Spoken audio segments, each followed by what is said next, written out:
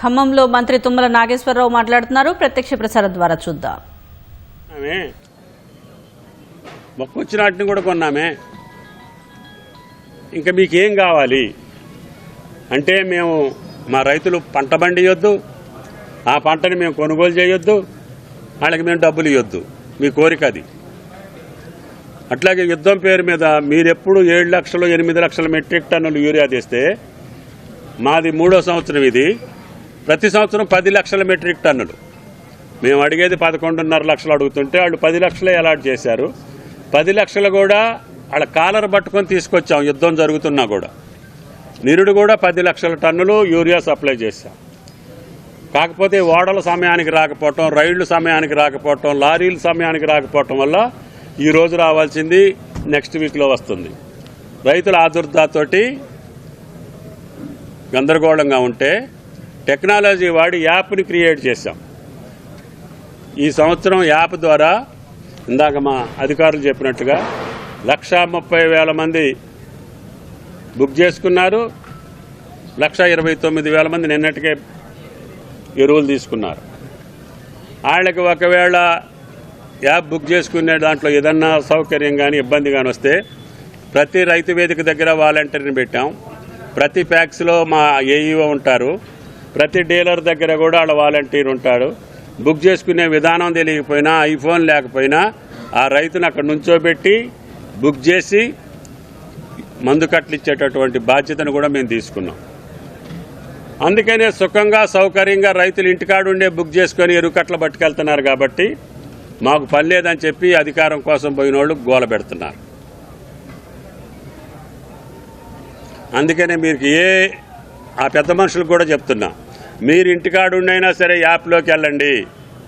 చింతకాని మండలంలో ఎన్ని మందు కట్టలు ఉన్నాయో మీ కళ్ళ ముందు ఉంటుంది. ఎంతమంది రైతులు తీసుకున్నారో మీ కళ్ళ ముందు ఉంటుంది.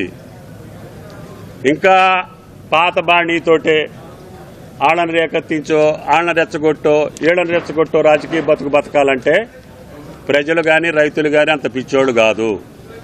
మీరు చేసిన నిర్వాకానికే మీకు శిక్ష పడింది. దానికి బుద్ధి తెచ్చుకొని ఇప్పుడైనా వాస్తవాలు నిజాలు చెప్పి రైతాంగాన్ని ప్రోత్సహించేటట్టుగా, రైతాంగాన్ని నిలబెట్టేటట్టుగా రేవంత్ రెడ్డి గారు ప్రభుత్వంలో ఇచ్చేటటువంటి అన్ని సౌకర్యాలని రైతాంగానికి చేర్చే బాధ్యత మీరు తీసుకోండి. కానీ అడ్డుకట్లేసి అబద్దాలతోటి గందరగోళం సృష్టించాలనుకుంటే అది మీ రాజకీయ భవిష్యత్తుకే విఘ్నం. కాబట్టి ఆ రాజకీయ పార్టీలకు విజ్ఞప్తి చేస్తున్నా. కాబట్టి వాస్తవాలకు దగ్గరగా మాట్లాడండి. మీరు తప్పకుండా ఎప్పుడోకప్పుడు 10 ఏళ్లకో 20 ఏళ్లకో ఏదైనా అవకాశాలు వస్తాయి. కాబట్టి పిచ్చి పిచ్చి అభూత కల్పనలతోటి రైతాంగాన్ని ఇబ్బంది పెట్టొద్దని చెప్పి విజ్ఞప్తి చేస్తున్నాం. ఇంకా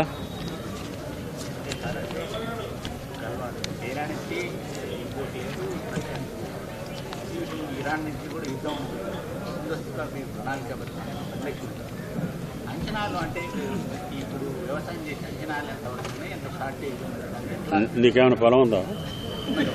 ఓకే, నువ్వు బుక్ చేసి తీసుకో. నాకు మే దగ్గర నుంచి 2 లక్షలు ఇస్తామని మాట ఇచ్చారు కేంద్రం. కానీ మొదటి నెల 1,50,000 ఇచ్చారు. రెండో నెల 1,60,000 ఇచ్చారు. మొన్న 1,70,000 ఇచ్చారు. ఇప్పుడు నా దగ్గరగా 3-4 లక్షలు బఫర్ స్టాక్ ఉంది. ఇంకా యుద్ధ వాతావరణం కూడా తగ్గుతుంది. కాబట్టి మన 10 లక్షలు మనకు వస్తుందని నాకు గ్యారంటీ ఉంది. అప్పటి వరకు కూడా ఈ యాప్ ద్వారా దుర్వినియోగం జరగట్లేదు, డైవర్షన్ కావట్లేదు, బ్లాక్ మార్కెట్ కావట్లేదు. రైతాంగానికి కాని ప్రాంతాలకి యూరియా వెళ్లకుండా చేశాం. కాబట్టి రైతులు సుఖంగా ఉన్నారు.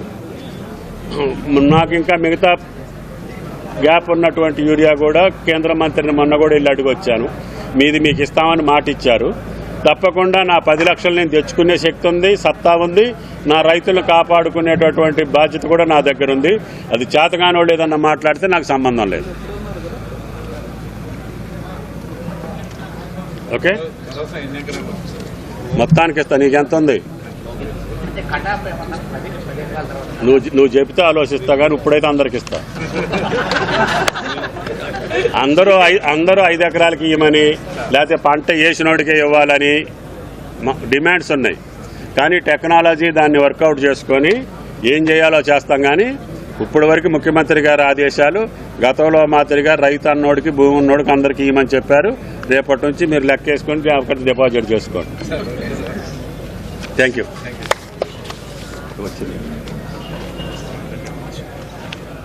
మరి సార్ దగ్గరలో ఉంటే